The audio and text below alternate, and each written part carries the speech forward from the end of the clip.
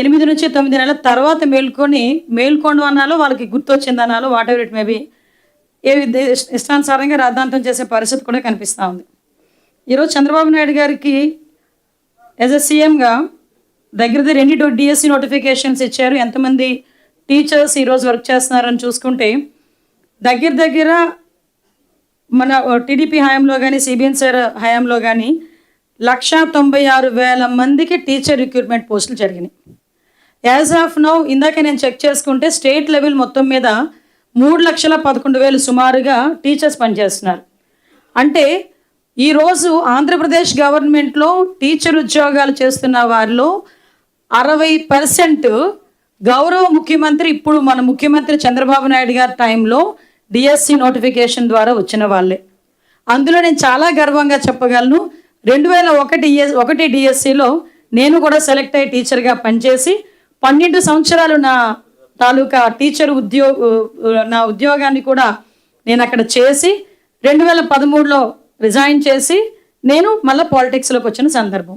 దానివల్ల నాకు చాలా క్లియర్గా తెలుసు డిఎస్సి నోటిఫికేషన్ ఎలా జరుగుతుంది, వెరిఫికేషన్ ఎలా జరుగుతుంది, సెలక్షన్ ఎలా జరుగుతుంది, పోస్టింగ్స్ ఎలా జరుగుతున్నాయి అన్నది. ఎందుకంటే డైరెక్ట్గా నేనే one of the experienced person కాబట్టి. అంటే ఇక్కడ ఇన్ని డిఎస్సి నోటిఫికేషన్స్ ఇచ్చి ఇంతమంది రిక్రూట్మెంట్ జరిగి ఈ రోజుకి కూడా కొన్ని లక్షల మంది టీచర్ ఉద్యోగాలు చేస్తూ, మొన్న రీసెంట్గా ఉన్న డిఎస్సి నోటిఫికేషన్కి సంబంధించి చూస్తే దగ్గర 240 కోర్టు కేసులను దాటుకొని సుమారుగా 148 రోజుల్లోనే దగ్గర రికార్డు స్థాయిలో 16,347 ఉపాధ్యాయ పోస్టుల భర్తీకి ప్రక్రియను స్టార్ట్ చేసింది. అంటే సుమారుగా 15,000 మందికి పైగా టీచర్ పోస్టులు, అది కూడా అతి గౌరవంగా ఇచ్చారు. ఎంత గౌరవంగా ఇచ్చారంటే వాళ్ళ తాలూకా 8 సంవత్సరాల కళ, అంటే వాళ్ళు వెయిట్ చేయటం. మీ అందరికీ తెలుసు, మనందరం కూడా చదువుకొని వచ్చిన వాళ్ళమే. చదువుకోలేని వాళ్ళు, బీకామ్లో కెమిస్ట్రీలు ఫిజిక్స్లు చదివిన వాళ్ళు చాలా మాట్లాడతారు. అవన్నీ పక్కన పెట్టుకుంటే నేనేమంటానంటే బాగా చదువుకున్న వాళ్ళు ఎవరైనా ఒక ఉద్యోగం రావాలి. బీఈడీ చేశారు, డిఎడ్ చేశారంటే ఒక టీచర్ ఉద్యోగం రావాలి. ఆ టీచర్ ఉద్యోగం ప్రతి సంవత్సరం నోటిఫికేషన్ వస్తే కనుక ఆ నోటిఫికేషన్కి ముందు చాలా కొన్ని సెంటర్స్ ఉంటాయి. అవనగడ్డ సెంటర్ అని, విజయనగరం అని, కొన్ని చాలా స్పెసిఫిక్గా కొన్ని ఈ టెట్లకి బీఈడీలకి కోచింగ్ సెంటర్స్ ఉన్న సెంటర్స్ కూడా ఉంటాయి. కర్నూలు దగ్గర చాలా ఉంటాయి. అక్కడ ఫ్యామిలీలను వదులుకొని, తల్లిదండ్రులను వదులుకొని, కన్న పిల్లలను వదులుకొని, కొంతమంది ఇంట్లో కుటుంబ సభ్యులను వదులుకొని నెలల తరబడి సంవత్సరాల తరబడి ఎగ్జామ్ రాసి ఆ ఎగ్జామ్ నోటిఫికేషన్ వస్తే కనుక ఫుల్ ఫ్లెజ్డ్గా నేను ఉద్యోగం తీసుకోవాలని కోటి ఆశలతో ఎదురు చూస్తున్న డిఎస్సి అభ్యర్థులు, వాళ్ళు 8 సంవత్సరాలుగా వేచి చూసిన అభ్యర్థులందరూ కూడా 15,000 పోస్టులు కూడా వాళ్ళని పిలిపించి, గౌరవ ముఖ్యమంత్రి గారు పిలిచి, వాళ్ళ కుటుంబ సభ్యుల్ని పిలిచి చాలా గౌరవంగా అపాయింట్మెంట్ ఆర్డర్స్ని కూడా వాళ్ళ చేతిలో పెట్టి వాళ్ళకి ఒక దిశానిర్దేశం ఇవ్వటమే కాదు, మాకు లాంటివి అందరం కూడా నియోజకవర్గాలు, ఫర్ ఎగ్జాంపుల్ నేనే పైక్రోపేట నియోజకవర్గంలో డిఎస్సిలో సెలెక్ట్ అయిన ప్రతి టీచర్ని కూడా నేను పిలిపించి వాళ్ళందరికీ ఒక మొక్క కూడా ఇచ్చాను. మీకు ఫస్ట్ పోస్టింగ్ ఇది, మీ లైఫ్లో అచీవ్మెంట్, వెళ్ళి మొక్క వేయండి, ఎప్పటికైనా కనిపిస్తుంది అని. అంటే ఒక ఎమోషనల్ బాండింగ్ డిఎస్సి అభ్యర్థులు కానీ, డిఎస్సి నోటిఫికేషన్ కానీ, ఒక టీచర్ పోస్ట్ కానీ. సో అఫ్కోర్స్ అయిపోయిన తర్వాత ఈరోజు 9 నెలల తర్వాత నోటిఫికేషన్ ఇచ్చేశారు, పోస్టింగ్స్ ఇచ్చేశారు, మెరిట్ లిస్ట్ పెట్టారు, ఫస్ట్ కీ పెట్టారు ఆన్లైన్లో, తర్వాత మెరిట్ లిస్ట్ పెట్టారు, తర్వాత సెలెక్ట్ లిస్ట్ పెట్టారు, గ్రీవెన్సెస్ 3 స్థాయిలో గ్రీవెన్సెస్ పెట్టారు, జోనల్ స్థాయిలో ఒక గ్రీవెన్సెస్ పెట్టారు, తర్వాత స్టేట్ లెవెల్లో ఒకటి పెట్టారు, లాస్ట్లో ఫైనల్లో ఒకటి పెట్టారు. ఇవన్నీ పెట్టిన తర్వాత ఓవరాల్గా ఎక్కడైనా ఏవైనా గ్రీవెన్సెస్ వస్తాయి కనుక సుమారుగా 34,000 గ్రీవెన్సెస్ రావటం అనేది మనందరికీ కూడా తెలుసు. వాటన్నిటినీ కూడా రీఅడ్రసల్ చేశారు. ఎక్కడ కూడా చిన్న ఇష్యూ కూడా లేదు.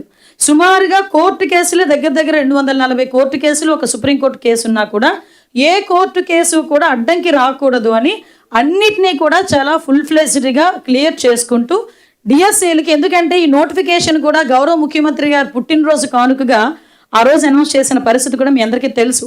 దాని ప్రక్రియ చాలా సజావుగా జరగాలి అని చెప్పి ఎక్కడా కూడా ఎటువంటి ఇబ్బంది లేకుండా చూసుకునేదానికి ప్రశ్నాపత్రం కూడా టీసీఎస్ ఐఓఎన్ అభివృద్ధి చేసిన అత్యాధునిక సాంకేతికతను వినియోగించుకొని కంప్యూటర్ బేస్ చేసుకొని దగ్గర 42,000 క్వశ్చన్లు ప్రిపేర్ చేసుకోవడం జరిగింది. ఒకసారి ఆలోచించండి, లీక్ అన్నది ముందంతా లీక్ లీక్ లీక్ అన్నారు. 9 నెలల తర్వాత వచ్చి మళ్ళీ పర్టికులర్గా ఇది నేను మెన్షన్ చేయాలి. 9 నెలల తర్వాత వచ్చి లీక్ లీక్ లీక్ అన్నారు. అరే లీక్ అవ్వటానికి ఎట్టి పరిస్థితుల్లోని స్కోపే లేదు. ఇది కంప్లీట్గా కంప్యూటరైజ్డ్ చేసిన వ్యవహారం. అట్ ద సేమ్ టైం దగ్గర దగ్గర 43,000 క్వశ్చన్లు. ఒక్కసారి ఆలోచించండి, is it possible with in the time period of తక్కువ 160 days 150 daysలో జరిగే ప్రక్రియ కాదు. సో అది లేదు అనేసరికి దాని నుంచి పక్కకెళ్ళి తర్వాత ఏం చెప్పారు, స్పోర్ట్స్ కోటాలో ఏదో ప్రాబ్లం వచ్చింది.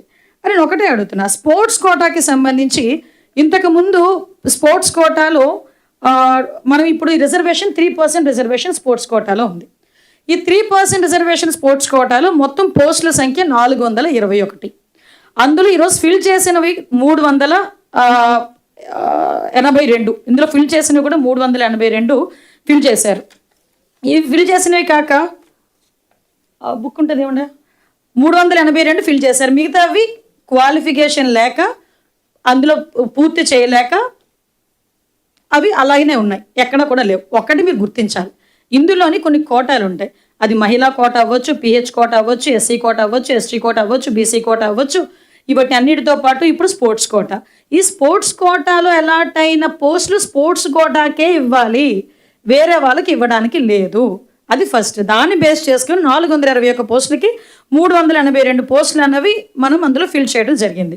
సో ఇందాక నిన్న మొన్న కొంతమంది బయటకు వచ్చి, ఇందాక అన్నానే బీకామ్లోని కెమిస్ట్రీలు ఫిజిక్స్లు చదువుకున్న వాళ్ళు చాలామంది బయటకు వచ్చి చేతి పడుతుంది మాట్లాడుతూ ఉంటారు. వాళ్ళు వచ్చి ఆర్టీ యాక్ట్లో మాట్లాడితే వాళ్ళు ఏమన్నారు, సర్టిఫికేట్ అనేది మీరు డొమైన్లో పెట్టాలి. సో మేము ఈరోజు తప్పు చేయలేదు కాబట్టి మీరు అడిగిన క్వశ్చన్కి మీకు మాత్రమే సమాధానం చెప్పకుండా పబ్లిక్కి అందరికీ సమాధానం చెప్పాలి. కాబట్టి ఈరోజు ఏదైతే సర్టిఫికేట్స్ని బేస్ చేసుకుని వాళ్ళకి ఉద్యోగాలు వచ్చినాయో ఆ సర్టిఫికేట్స్ అన్నీ కూడా పబ్లిక్ డొమైన్లో పెట్టడం జరిగింది. వెరిఫై చేసుకోండి. ఈరోజు పబ్లిక్ డొమైన్లో పెట్టిన తర్వాత మొన్న నేను ఈరోజు ఇప్పుడు పేపర్లో చూస్తే నవ్వు వచ్చింది నాకు. అర్ధరాత్రి వరకు పనిచేయాల్సిన అవసరమే ఉంది అని మాట్లాడుతున్నారు. అరే మీరు అడిగిన దానికి ఇమీడియట్గా రెస్పాండ్ అవ్వాలి అనుకున్నాం కాబట్టి చెప్పాము. అంటే మీరు అడిగిన దానికి మేము ఇవ్వడం తప్ప దాన్ని కూడా వక్రీకరించి మాట్లాడుతున్నారంటే మీకు సమాధానం అవసరం లేదు, సమస్య అవసరం. మీకు సమాధానం చెప్పడానికి మేము సిద్ధంగా ఉన్నాము, సమస్య పరిష్కారానికి మేము సిద్ధంగా ఉన్నాము అని టోటల్ యంత్రాంగంతో పాటు ఈరోజు గవర్నమెంట్ కూడా ముందుకొచ్చి మేము మాట్లాడుతున్నాం. ఈరోజు మీరు మాట్లాడుతున్నారు ఇప్పుడు ఈరోజు ఎడ్యుకేషన్ క్వాలిఫికేషన్ మ్యాండేటరీ, అది మాత్రం క్లియర్. దాంట్లోని ఎవరు సర్టిఫికేట్ ఇస్తారు, దీని సర్టిఫికేట్ ముద్రించడం కానీ గవర్నమెంట్కి ముద్రించే పరిస్థితి లేదండి, శాప్ కూడా కాదు. ఇందులోనే ఫెడరేషన్స్ ఉంటాయి, అసోసియేషన్స్ ఉంటాయి, యూనివర్సిటీ ఫెడరేషన్స్ ఉంటాయి. వీళ్ళు స్టేట్ లెవెల్లోని, నేషనల్ లెవెల్లోని, యూనివర్సిటీస్ లెవెల్లోని కూడా సర్టిఫికేట్స్ ఇష్యూ చేసిన తర్వాత యాజ్ పర్ దట్ సర్టిఫికేట్ వాళ్ళు అప్లై చేసుకున్న తర్వాత ఆ అప్లికేషన్ వెరిఫికేషన్ సమయంలో అకాడమిక్ వెరిఫికేషన్ కూడా 15 మంది టీం వర్క్ చేస్తుంది. వీళ్ళు అడిగిన దానికి అకాడమిక్ వెరిఫికేషన్ జరిగిందా ఒక్కటి నాకు అర్థం కాదు. అకాడమిక్ వెరిఫికేషన్ జరగకపోతే టెట్ ఎలా క్వాలిఫై అవుతారు? జనరల్గా లాజిక్ ఆలోచించండి, బుర్ర ఉండాలి కదా. టెట్ దగ్గర సగానికి సగం సర్టిఫికేట్ వెరిఫికేషన్ అయిపోద్ది. కొంతమంది అందులో టెట్ క్వాలిఫై అయిన వాళ్ళు ఉన్నారు. అందులోని ఇప్పుడు సబ్జెక్ట్ టీచర్స్కి సంబంధించి టెట్ కూడా ఉంటుంది. అందులో క్లియర్గా మీకు ఏదైతే సర్టిఫికేట్ వెరిఫికేషన్ అన్నారో అది అకాడమిక్ వెరిఫికేషన్ 15 మంది టీంతో జరుగుతుంది మనకి శాప్లో కూడా. నెక్స్ట్ ఈ వెరిఫికేషన్ ఏదైతే స్పోర్ట్స్ కోటాలోని సర్టిఫికేట్ కూడా ఆ వెరిఫికేషన్ ఏదైతే ఫెడరేషన్స్ ఉన్నాయో మళ్ళీ జెన్యూనిటీకి ఆ ఫెడరేషన్కి పంపించి వాళ్ళు ఓకే అన్న తర్వాత మాత్రమే లిస్ట్ అన్నది డిపార్ట్మెంట్కి వస్తుంది. అప్పుడు మాత్రమే హారిజంటల్ రిజర్వేషన్స్ బేస్ చేసుకొని పెట్టడం జరిగింది. ఇక్కడ మాట్లాడితే హారిజంటల్ రిజర్వేషన్ గురించి మాట్లాడతాడు ఒక పెద్ద మనిషి వచ్చి. హారిజంటల్ రిజర్వేషన్ ఎప్పుడు వచ్చిందో తెలుసా? అసలు మీరు సెక్రటేరియట్ ఉద్యోగాలు చేశారు కదా, తీశారు కదా లాస్ట్ గవర్నమెంట్లో, అప్పుడు కూడా హారిజంటల్ రిజర్వేషన్ బేస్ చేసుకొని చేశారు. నాకు తెలిసి GO number 77 I think so, GO number 77 I think 2022లోనే వచ్చినట్టుంది జీవో నెంబర్ 77. ఇదిగో ఆ జీవో నెంబర్ 77 హారిజంటల్ రిజర్వేషన్. అది హారిజంటల్ రిజర్వేషన్లోనే ఇప్పుడు కూడా డిఎస్సి ప్రక్రియ కూడా మొత్తం కొనసాగింది. అందులో ఎక్కడ కూడా ప్రాబ్లం రాలేదు. సో ఓవరాల్గా ఇక్కడ వీళ్ళు చేస్తున్న ఏదైతే కొంతమంది 2-3 తీసుకుని వచ్చి ఇలా ఇచ్చేసారు అలా ఇచ్చేసారు అని చెప్పేసి మాట్లాడుతున్నారు. అంటే ఇందులోని కూడా మేము అబ్జర్వ్ చేసుకుంటే అంటే ప్రతిదానికి ఒకటేంటంటే వీళ్ళ పరిస్థితి ఎలా ఉందంటే గుడ్డ కాల్చి మొహాన్ని పెడితే వాళ్ళే తుడుచుకుంటారు, ఏదో అంటారు కదా, గుడ్డ కాల్చి మొహం మీద పడేస్తే వాళ్ళు తుడుచుకుంటారని కాన్సెప్ట్. కానీ మేము తుడుచుకునే పొజిషన్లో లేము. ఎవడు గుడ్డ కాల్చాడు, ఎందుకు కాల్చాడు, కాల్చిన తన దానికి మోటో ఏంటి, దాన్ని తిప్పికొట్టే ప్రొసీజర్లో మేము ఉన్నాం ఈరోజు ఇక్కడ కూర్చున్నాం. ఇంతకు ముందు వ్యవహారాలు కాదు, మీరు ఏది పడితే అది మాట్లాడేస్తే దాని గురించి మేము కూర్చోడానికి. అట్ ద సేమ్ టైం ప్రజలకి కూడా మేము చెప్పాలి, ఏమి జరుగుతుంది అన్నది ప్రజలకి వివరణగా చెప్పాలి. కాబట్టి చెప్పే పరిస్థితి కూడా మా అందరికీ కూడా ఉంది ఇక్కడ. కాబట్టి ఎవరో అన్నారు మనీ ట్రాన్సాక్షన్స్ జరిగినాయి అని. ఎవడో ఫోన్ చేసి నేను శాప ద్వారా చేయించేస్తాను, డబ్బులు కావాలని అడిగితే ఆ రికార్డు ఏదో పట్టుకుని వేలాడుతున్నారు. దాని తర్వాత కేసు ఫైల్ అయింది. అంతేగాని శాపలో పలానా వాడికి ఇస్తానని చెప్పి కూడా అనలేదు. అయినా కూడా వెంటనే ఎఫ్ఐఆర్ నోట్ అయింది, ఛార్జ్ షీట్ కూడా అయిపోయింది. మనకి ఇన్వెస్టిగేషన్ కూడా రెడీ అవుతుంది కాదు, అవుతుంది. అట్ ద సేమ్ టైం ఇంకొక కేసు ఏదో చెప్పారు, అంటే ఎలిజిబిలిటీ కోర్టు కేసులు ఉన్న వాళ్ళకి ఇచ్చారు అని. కోర్టు కేసు ఉందా లేదా, ఈవెన్ పాస్పోర్ట్ ఆఫీస్కి కూడా మనం వెరిఫికేషన్కి వెళ్తే నీ మీద కేసు ఉందా, కోర్టులో కేసు ఉందా అనేది పోలీస్ డిపార్ట్మెంట్ వాడు ఇవ్వాలి. పోలీస్ డిపార్ట్మెంట్ వాడు బేస్ చేసుకొని అక్కడ పాస్పోర్ట్ ఆఫీసర్ పాస్పోర్ట్ ఇష్యూ చేస్తాడు. అంతే తప్పించి పాస్పోర్ట్ ఆఫీసర్ వెళ్ళి దాని మీద కేసు ఉందా, ఆవిడ మీద కేసు ఉందా, లేకపోతే అతని మీద కేసు ఉందా అని మాత్రం మాట్లాడరు. ఆ రోజు అక్కడ విజయనగరం ఎస్పీ చాలా క్లియర్గా ఈవిడ మీద ఎటువంటి ఎఫ్ఐఆర్ లేదు, ఎటువంటి ఇన్వెస్టిగేషన్ జరగట్లేదని సర్టిఫై చేసిన తర్వాతనే ఆ పోస్టింగ్ కూడా వెళ్ళింది. ఇలా చెప్పుకుంటూ పోతే వాళ్ళు అడిగిన ప్రతి దానికి కూడా మా దగ్గర మీకు ఇందాకే చెప్పాను అకాడమిక్ క్వాలిఫికేషన్ గురించి. 15 మంది టీం వెరిఫై చేయాలి, సర్టిఫై చేయాలి. ఈరోజు మీకు పబ్లిక్ డొమైన్లో కీ దగ్గర నుంచి మెరిట్ లిస్ట్ వరకు ప్రతిదీ కూడా సెలక్షన్ లిస్ట్ వరకు పెట్టుకొని హారిజాంటల్ రిజర్వేషన్ ప్రకారం విత్ ట్రాన్స్పరెన్సీ మేము చేసాము. ఇంకొకటి నాకు ఇప్పటికీ అర్థం కానిది ఏంటంటే ఇప్పుడు ఇంకొకటి ఏదో something court order, as per court order కూడా కొన్ని చేయాల్సి వచ్చింది, చేసాము. వీటన్నిటికీ మించి నేను కొంతమంది పెద్ద మనుషులు బయటకు వచ్చి అంటే వీళ్ళు టీచర్ని దాన్ని ఏమంటారు, మన మందు షాప్ ముందు, అది లిక్కర్ షాప్స్ ముందు కర్రలు పెట్టుకుని ఉంచని లైన్లు కూడా, అంటే లిక్కర్ కొనుక్కునే వాళ్ళని కూడా లైన్లో ఎలా పెట్టాలి అన్నది టీచర్లను పెట్టి లైన్లో పెట్టించిన ఘనత కలిగిన వ్యక్తులు బ్రిడ్జ్ స్పోర్ట్స్ గురించి మాట్లాడతారు. నిన్న ఈ బ్రిడ్జ్ స్పోర్ట్స్ గురించి మాట్లాడేటప్పుడు యాక్చువల్గా ఒక జియో ఒకటి ఉంది, సెంట్రల్ గవర్నమెంట్ ఇచ్చిన ఇది.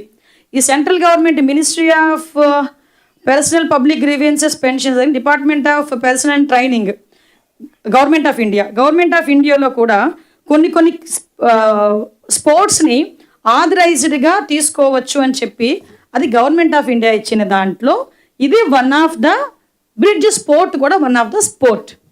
ఇందులోని మీకు విషయం తెలియదు ఏంటంటే ఏషియన్ గేమ్స్లో కూడా వీటిని పెట్టారు తెలుసా మీకు.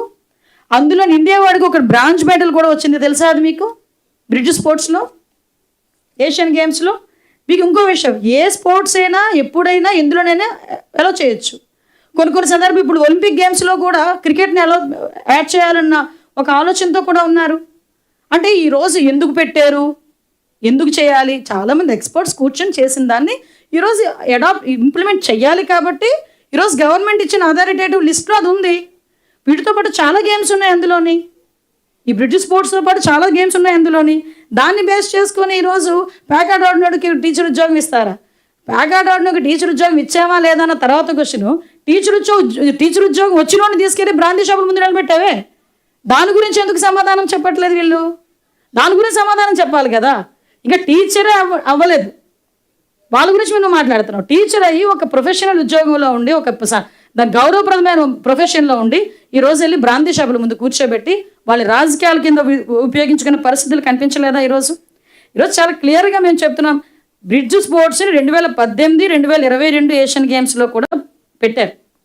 అందులోని ఇండియన్ టీము బ్రాంజ్ మెడల్ కూడా వచ్చింది. ఇప్పుడు ఇంటర్నేషనల్ ఒలింపిక్ అసోసియేషన్ వీళ్ళు కూడా కొన్ని మార్పులు చేర్పులు చేయడానికి కూడా చూస్తున్నారు. సో నేనేమంటానంటే ఇలా చూసుకుంటే మీరు అడిగిన ప్రతిదానికి మా దగ్గర సమాధానం ఉంది. కానీ ఈరోజు కేవలం ఒక రకమైన దురుద్దేశం. ఎలాంటి దురుద్దేశము, 5 సంవత్సరాలు మేమేమీ చేయలేకపోయాము, లాస్ట్ 60 రోజుల ముందు 6000 పోస్టులు తీస్తామని ఎందుకు పనికిరాని ఒక నోటిఫికేషన్ ఇచ్చి, కరెక్ట్గా ఎలక్షన్కి 60 రోజుల ముందండి నోటిఫికేషన్ ఇచ్చిందాన్ని, 6100 పోస్టులకి దేనికో ఇచ్చారు. ఇచ్చి మేమే చేసామని చెప్పి ఆ రోజు కూడా దాన్ని అడాప్ట్ చేసుకుందామని చూశారు. మీరు అబ్జర్వ్ చేశారో లేదు, ఆ రోజు వీళ్ళకి ఇవన్నీ కనిపించలేదు, చెప్పాలని ఆలోచన రాలే. సో నేనేమంటానంటే అది ఎందుకు పనికిరాని నోటిఫికేషన్ ఇచ్చి ఆ నోటిఫికేషన్ గురించి ఎవరైనా కోర్టుకు వెళ్తే ఈజీగా పోతుంది. కానీ దాన్ని అప్పుడు క్యాన్సిల్ చేసి గౌరవ్ లోకేష్ గారు ఏది కూడా తక్కువకి ఇవ్వలేదే. మళ్ళీ 16,000 పోస్టులు ఆ రోజు క్రియేట్ చేయడానికని చూసి ఈరోజు మా సూపర్ 6లో వన్ ఆఫ్ ద ప్రామిస్ అది. ఈరోజు చాలామంది డిఎస్సి యువత అభ్యర్థులందరూ చాలామంది గౌరవ్ లోకేష్ గారు నుంచి అడిగిన పరిస్థితి, ఉద్యోగ అవకాశాలు ఇవ్వాలనే నేపథ్యంలో మేము చేసిన పొజిషన్స్ అవి. సో కంపల్సరీగా మంచిగా చేయాలనే ఉద్దేశంతో ఆ రోజు మేము ట్రాన్స్పరెంట్గా ఎక్కడ ఒక చిన్నది కూడా మీకు తెలుసో లేదో, మీ తాలూకా వాళ్ళు ఎవరైనా అడిగారో లేదో చెప్పండి. ఏ రాజకీయ నాయకుల దగ్గరికి వచ్చి ఎవరు కూడా ఒక కానిస్టేబుల్ పోస్ట్ ఇప్పించండి అని కానీ, ఒక టీచర్ పోస్ట్ ఇప్పించండి అని కానీ ఎవరు కూడా రికమెండ్ చేయలేదు. చేసిన అవమాన సంగతి తెలుసు. ఎందుకంటే గవర్నమెంట్ అంత ట్రాన్స్పరెంట్గా మేము పనిచేసాం. దానికి ఈరోజు మీరు బయటకు వచ్చి ఇష్టానుసారంగా ఎలా పడితే అలాగ మాట్లాడేసి చేసేద్దామంటే ఈరోజు జనాలు కూడా నమ్మే పరిస్థితుల్లో లేరు. ఈరోజు మేము చాలా ట్రాన్స్పరెంట్గా పనిచేసాము. ఈరోజు డిఎస్సి నోటిఫికేషన్ ఇవ్వడంలో కానీ, డిఎస్ అభ్యర్థుల్ని సెలెక్ట్ చేయడంలో కానీ గౌరవ ముఖ్యమంత్రి గారికి ఉన్నంత ఎక్స్పీరియన్స్ ఇంకెవరికీ లేదు. ఇంకో విషయం చెప్పాలి, చిన్న ఎగ్జాంపుల్, గ్రూప్ 1 పెట్టారండి వీళ్ళు లాస్ట్ గవర్నమెంట్లో. గ్రూప్ 1 ఒకటి చేశారు. అది ఇప్పుడు ఏ పొజిషన్లో ఉందో మీకు తెలుసు. ఇప్పుడు ఏ పొజిషన్లో పాపం అభ్యర్థులు అనాలో సెలెక్టెడ్ లిస్ట్ ఉన్నారో ఏమనాలో అర్థం కావట్లే. ఆఖరికి వాళ్ళ మీద ఏ ఆరోపణలు అండి? డ్రైవర్ల చేత, కండక్టర్ల చేత కూడా దిద్దించారన్నది ఆరోపణలు, ఆటో డ్రైవర్ల చేత కూడా. ఆఖరికి ఈరోజు పరిస్థితి ఏంటి? ఈరోజు డిఎస్పీల కింద ట్రైనింగ్ అయ్యారు, ఆర్డీఓలు అయ్యారు మొన్నటి వరకు. వాళ్ళందరూ ఈరోజు అగమ్య గోచరం. అలాగే చంద్రబాబు నాయుడు గారి హయాంలో ఒక్కరిని చూపించండి అలాగా సెలెక్ట్ అయ్యి ఇంట్లో కూర్చున్నామండి అనుకున్న వాళ్ళని. సో నేను ఒకటే చెప్తున్నా, ఈరోజు మాకు చిత్తశుద్ధి ఉంది. మేము ప్రజలకి జవాబుదారీతనం, మేము ప్రజలకి జవాబు చెప్పాలి. ఈరోజు మేము అనుకున్నది అనుకున్నట్టుగా మేము చేయటానికి, ప్రజలకి మంచి చేయడానికి మేము సిద్ధంగా ఉన్నాం. మీ నోటుకు వచ్చినట్టు రాస్తాము, నోటుకు వచ్చినట్టు మాట్లాడతాము, ఎలా పడితే అలా మాట్లాడతామన్నా మేము ఒకటి సమాధానము చెప్తాం. దానికి తగినట్టుగా ప్రజలకు అర్థమయ్యే విధంగా మేము సమాధానము చెప్తాం. అదేవిధంగా అంతకు మించి జనాలను ఇబ్బంది పెట్టే దృష్టిలో కానీ ఈరోజు ఏంటంటే వీళ్ళ ఉద్దేశం ఏంటంటే ఆ గ్రూప్ 1 అభ్యర్థులకు సంబంధించి చిన్న రప్చర్ అయింది కదా, యాజ్ టీజ్గా ఇలాంటి ఎలిగేషన్స్ పెడితే 16,000 కుటుంబాలు రోడ్డుకి ఎక్కేస్తాయి అని వాళ్ళ ఆలోచన. కానీ వాళ్ళందరూ కూడా చాలా హ్యాపీగా ఉన్నారు. వాళ్ళందరూ మంచిగా ఉద్యోగాలు చేసుకుంటున్నారు. 1 సంవత్సరం అయిపోతుంది వాళ్ళకి ఉద్యోగ సర్వీస్, 1 సంవత్సరం అయిపోతుంది ఈరోజు. కాబట్టి నేను కూడా మళ్ళీ చెప్తున్నా, డిఎస్సి లాంటి దాంట్లో ఎటువంటి అవకతవకలు చంద్రబాబు నాయుడు గారి టైంలో జరగలేదు. దానికి బెస్ట్ ఎగ్జాంపుల్ నేనే. ఏ పరిస్థితుల్లో సెలక్షన్ జరుగుతుందో కూడా నాకు తెలుసు. కాబట్టి దయచేసి ప్రజలు కూడా అర్థం చేసుకోవాలి. అట్ ద సేమ్ టైం ప్రతిపక్షాలు కూడా కొంచెం తెలివితో ప్రవర్తిస్తే కొంచెం వాళ్ళకి కూడా నాకు అర్థం కాదండి. బొత్స సత్యనారాయణ గారు చాలా సీనియర్ లీడర్, ఆయన కూడా బ్రిడ్జ్ స్పోర్ట్స్ గురించి ఏమీ తెలియక అలా మాట్లాడితే నేనేమంటానంటే, ఉత్తరాంధ్రలోని ఎంతో కొంత అందరికీ తెలిసిన నాయకుడు ఆయన, విద్యాశాఖ మంత్రి చేశారు. అటువంటి వ్యక్తి తన క్రెడిబిలిటీ కాపాడుకోవడానికైనా జగన్మోహన్ రెడ్డి ఏం చెప్తే అది చెప్పడం మానేసి కొంచెం మెచ్యూర్డ్గా మాట్లాడుంటే నిజంగా మేమందరం కూడా చాలా హ్యాపీ ఫీల్ అయ్యేవాళ్ళమే. నిజంగా ఒక్కొక్కసారి ఆలోచిస్తుంటే అంత సీనియర్ లీడర్లు కూడా ఎందుకు ఇలాంటి ట్రాపుల్లో పడుతున్నారో నాకైతే అర్థం కావట్లే. Thank you madam. ఈ బ్రిడ్జి కోటాలు ఎంతమందికి ఇచ్చారు? ఎవరికి ఇవ్వలేదండి, అది ఓన్లీ కోట. మేము ఎవరికి ఇవ్వలే ఆ బ్రిడ్జ్ కోటాలో. కానీ వీళ్ళు మాత్రం తిన్నగా తీసుకెళ్ళి అక్కడ కూర్చోబెట్టి బెత్తాలు పట్టుకుని నుంచోబెట్టారు బ్రాందీ షాపుల ముందు.